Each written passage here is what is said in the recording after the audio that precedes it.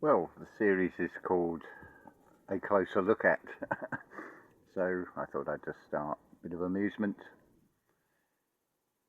The day hasn't sort of started that well. The cat's causing mayhem, tearing around. Then the neighbour starts up a strimmer, and it's like things are conspiring to prevent this video coming. And of course it's easy to go into that negative default of, oh, why is this happening to me? Well, while I was waiting, I got a notification, CLAUDIO SALVAGGI channel, and I happened to become the 99th viewer. Saw the video 9 hours after it's published, and there were 19 comments. Make of that what you will. But what is interesting, I'm going to put the link to the video. This full moon, it's Isis, it's either a period or it's giving birth. So the timing of that I find incredible, because I'm giving birth to a new series that will give a breakdown on words. What has been interesting is I didn't get bombarded with too many word suggestions to break down, because there was a possibility there will be lots of replies with, what can you break this word down, can you break that word down? So I've got 6 words. I don't know if the listener withdrew the comments to one of them, but it's not appearing in YouTube Studio, it's not appearing under the video any longer. Excuse me, I need to cough. Right, that's better. And it was interesting seeing how these words come out and does it form a sentence, but I didn't get them in the order that they were sent. I've just seen one that was possibly the first message, or the first reply with a suggestion of word. And it's interesting what comes out of this. So far we have time, profound, mushroom, success, imagination, and kumquat. Kumquat I thought was going to be, well, for a start, what is it? One thing is, there is a strength in showing your vulnerability. So I thought, well, I'm sure it's a fruit, but I don't know anything more about it. Turns out it's like a small orange from Southeast Asia and Australia, and also now grown in the United States. It's an interesting word. I'll come to that one. I don't know how well we're up to already. 3 minutes, and we're still just at the sort of introduction stage. So let's make a start with this, with time, because it's all about beauty of the timing, the prevention of making the video by the external. A little while ago with the sound of strimmers going off. Now we've got motorbikes, which you probably can't hear through the microphone, but they're quite a way in the distance anyway. So before I actually start on the breakdown of the characters and things, let's go with the capital letters of the alphabet. You'll see that there is a pattern. So if we take the letter I, or the 1, count that as representing the spine. So that forms the sort of pillar to the letter B, the letter D, the letter E, F, H, I, J, K, L, what's next? P, R, T, yeah, that's it. So that forms a pillar, and generally from that I, there is other parts that make up the character or symbol of that letter that are generally to the right-hand side of the I.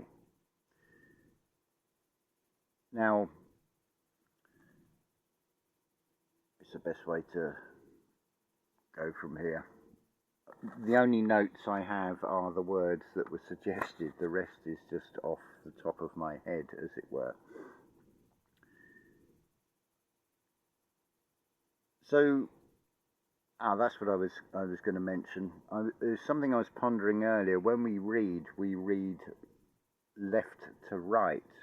Well, most do. There's one group that reads right to left. But I was considering what effect over a long period of time that may have, because the eyes are trained to sort of follow the characters from left to right. Obviously, you're seeing this in reverse on the screen. And then the eye will do like a carriage return on a typewriter and shoot across a lot faster back to the left-hand side of a page, and then drawing the eyes slowly from left to right again. But it's interesting when you consider most countries, you drive on the right-hand side of the road, so the oncoming traffic will do the opposite to the perception of the eye. The oncoming traffic will move from the right to the left. And I'm, again, pondering what effect this may have with regard to the two hemispheres of the brain. I wonder if it may be more balanced to actually read left to right on the first line, and then the next line read right to left, and then left to right, so it's doing this sort of almost like a serpent's body. But it would balance things out, because I feel the eye muscles are trained to sort of move in one way or the other at different speeds. I don't know what the effect over the long term would be of that. Anyway, we'll get to the first word, time. So we take the character T in its capital form here. Interesting, you'll notice you have uppercase and lowercase with the alphabet.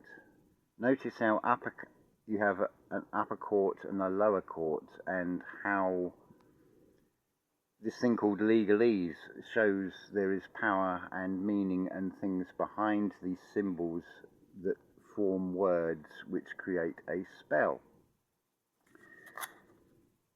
Off the top of my head, I'm going to give a shout out to a channel called That Way, who has reposted Kate of Gaia breakdowns on legal words and what they mean. So do check out that channel. I'll put a link in the description. That's 2 links already. So now, what are we up to? 8? Is that 8 minutes? Yeah. So time. So you've got your capital I, and then on the linear, to form that character T, you're at your highest level. That is followed by the I. Interestingly, in the lowercase, both the I and the J have a separated dot, which I have suggested is showing a separation of the third eye, or the mind's eye, from the lower eye, the lowercase I representing our lower self. The J is a sort of morphed version of the I, and it has a hook on the end of it in its lower case, well, and its uppercase form as well. But the I, so you've got T, which represents you at your highest level, so we're going to say that's the creator or God, and then the I, because it is in you, it is working through you. We're in a realm that has a perception or measurement of time. Now, you can use clock time, man-made time, as a measurement, or you can use astral indications such as the moon or the sun to determine things. There's still ways of measuring time. The M is, along with its counterpart W, is a symbol that represents a kind of magic. It also follows the path of the sine wave. The analemma, not the analemma, the path of the sun between Capricorn and Cancer, and then back to Capricorn. So you've got the rising, falling, same as you'll see on a heart monitor, that sine wave. So the M and the W represents that. You could say man and woman is also reflected in that as well. And of course, the final character of the word time is E, which generally represents energy. In its capital symbol, you have your three paths. As I said, I think it was on the previous video, depending on the font, often that middle horizontal line is much shorter than the higher and the lower. It is referencing taking the middle path. So time, if we split it down the middle, because we're in a realm of duality, you've got time. So God, through the eye, what you focus on, where your attention, where your energy flows is where your attention goes. What matters to you becomes material. So Tai and then me. Well, the me is the magnetism of the heart and the electrical circuits of the mind. So you're tying yourself, you're locking yourself in time. Many do this without even realizing it on a daily basis. Clock watching, got to be somewhere by a certain time. Worrying about losing time, trying to create time rather than being in the moment. That is tying your focus and locking you in to the time of this reality, or the material side of it. So that is how I would break down time. So thank you, Warren, for that suggestion. Hopefully that has given a sufficient explanation of it. The thing with words, the words that are created from these characters are not positive or negative. There's intention that has to come with that. Certainly when we move into the realms of the courts and the legalese, there is a definite intention with words there. Likewise, if you were to go into a religious ceremony, there is certainly an intention behind the words to a particular perspective. So using the same basis for the word time, Beth, thank you for the suggestion, the word profound. So I looked at that one, I thought, oh, but it's like, well, break it in half to start with. It consists of two syllables. You've got pro and you've got found. I don't really need to even go into the individual characters to explain that one. But so we start with a general overview. The pro.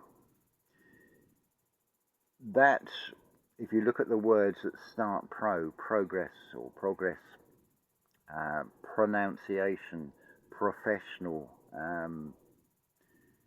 proposal, propeller, it indicates something that is there prior. If we allow for the vowel shift, we can change the O to an E, so you have pre, like preview. You could also change it to an A, so profound would be an interesting word. So the pro, it's talking about something from those three characters. Actually, it is a good idea to bring in what those represent. P represents pi. So again, you've got your I, and you've got a higher. You're seeing it from a higher perspective with that little, almost a circle that's attached to the I. So it's seeing things from a higher level. The R, there's the ray, that extra stalk that changes a P to an R. This is in the capital letters, of course. It's like the ray of light that is focusing on something. The O, you could say, is either the whole or the organic. So it's something that precedes everything. So it's referencing the creator of everything. So found.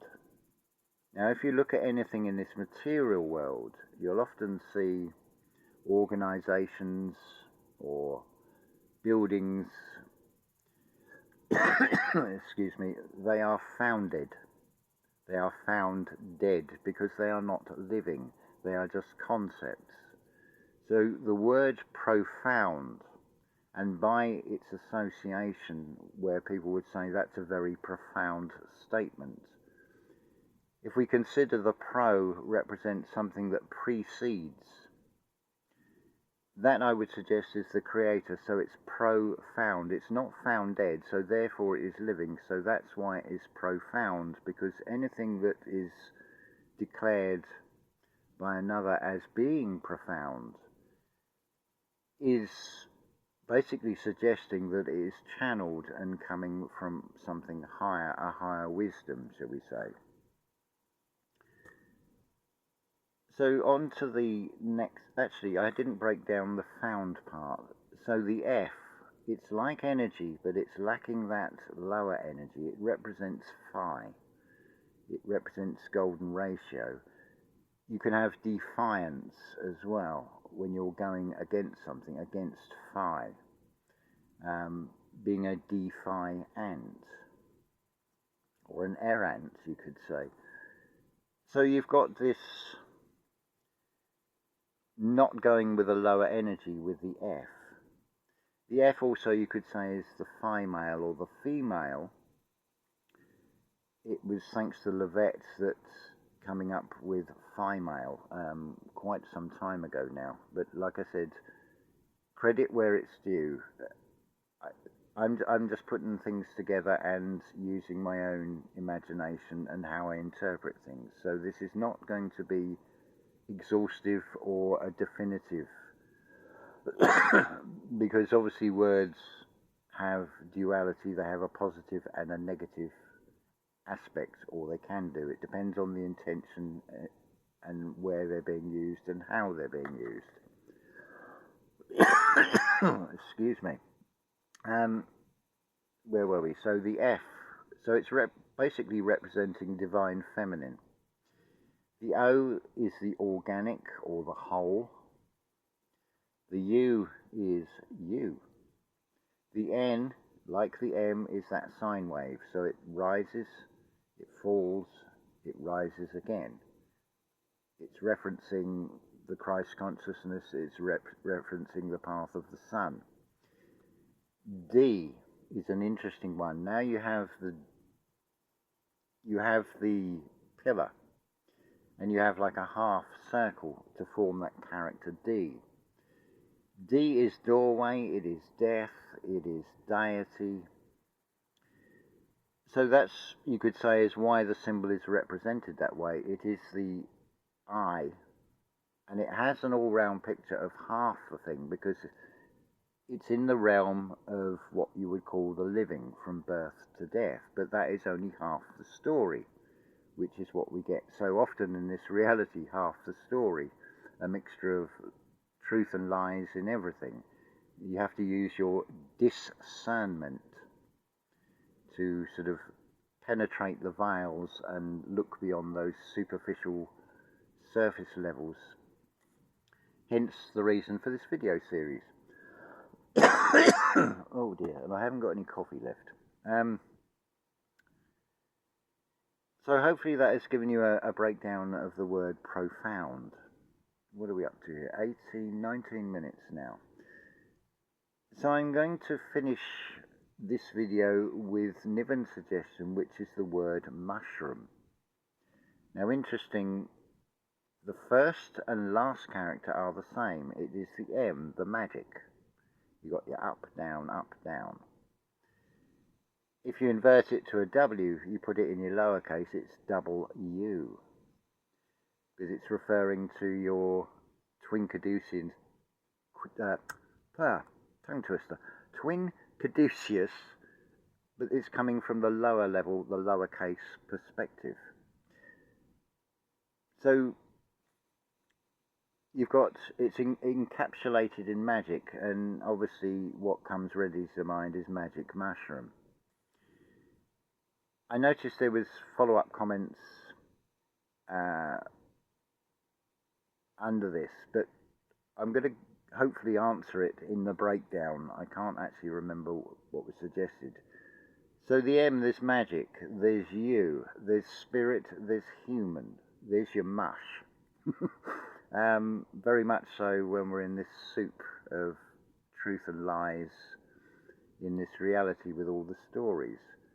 And then there's room. Now the R is the light, the ray.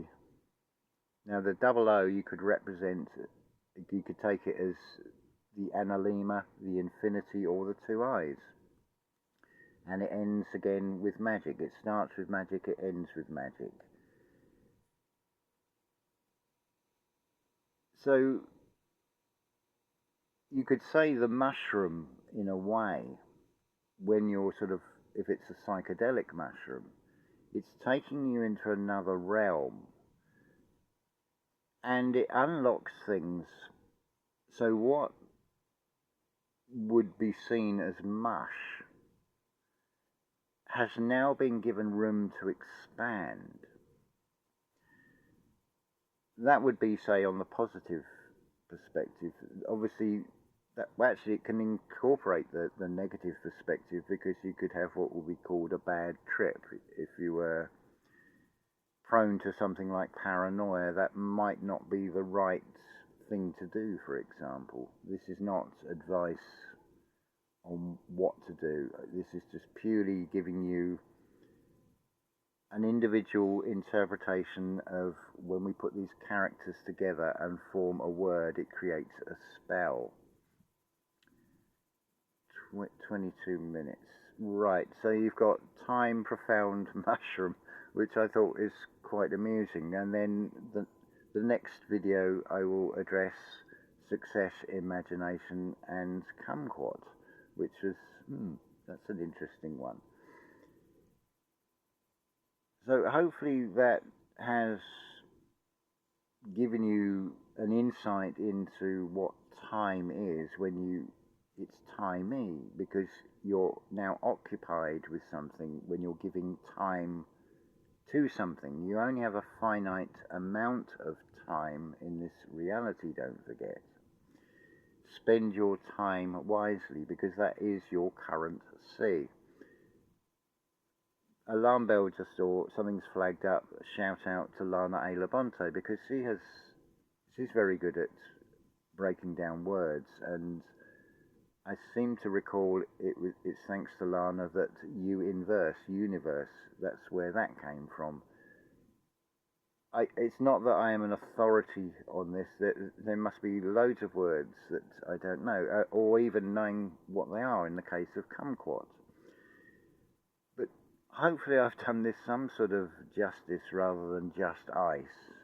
But giving you, I suppose you could say it's giving you the cold facts of the characters. So yeah, I think that will do for this video. Let me know in the comments if you need me to go into it a little bit deeper in any way. I'm happy to do that. This is just purely off the top of the head, totally unscripted. The only script is the words that you suggest. So do please keep them coming. That's a nice sort of flow, getting 6 words, and if I can combine maybe 3 in one video, that's I feel is going to help, because it's not I'm wanting you to supply me with material, because other things will come into the mind that I feel are worth sharing. But hopefully there'll be something in this that you'll be able to look at words in a new way. I would certainly suggest, when you encounter a word, to play it over in your mind, say it over and over, say it fast, say it slow in your mind, see what comes out of that. Also, look where the syllable breaks are and compare to other words that may use like PRO at the start, and keep in mind such thing as a vowel shift. You'll find in many words you'll have a double, like 2 L's in hell, for example, or double O in mushroom. Sometimes in words, one there's an extra character been inserted or there's one being removed. So keep that in mind. P, V, and F can be very interchangeable. B, D, and T can be interchangeable. This becomes more apparent when you compare different European languages, for a start. What else is there? And yet, the other amazing thing about this with the alphabet, now if I was to write out a paragraph in English, with those same characters, I could shuffle them all up, put them in a different order, and we could say it's Italian, and the message in that paragraph would be the same, but it's a different combination of those characters that has produced the same result. Obviously there is interpolation and things come into this as well, but the point is that they are signs and symbols, whether you wish to perceive them as purely positive or purely negative, or I would suggest going between the two and see that there is both a positive and a negative interpretation to all these letters. So hopefully that has done justice to this, as it were. And until the next video, as always, unconditional love to you all.